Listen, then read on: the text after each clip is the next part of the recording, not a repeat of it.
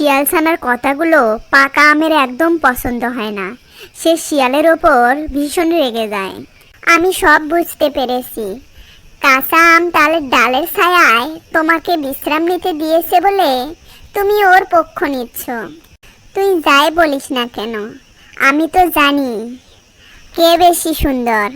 তোর কাছ থেকে কোনো সার্টিফিকেট নিতে হবে না। দুষ্ট শিয়াল ছানা কোথাকার, যা এখান থেকে যা।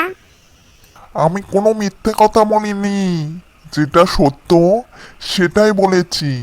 তোমার ভালো না লাগলে আমার কিছু বলার নেই। এ কথা বলেই শিয়াল ছানা সেখান থেকে চলে যায়। কাঁচা আম তখন পাকা আমকে বলে, তুমি এভাবে শিয়াল ছানাকে বকলে কেন?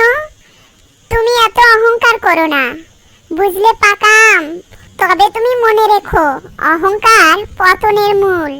চুপ কর তুই, তোর প্যানপ্যানানি বদ্ধ করবি। আমার কান তো একেবারে ঝালাপালা করে দিলি।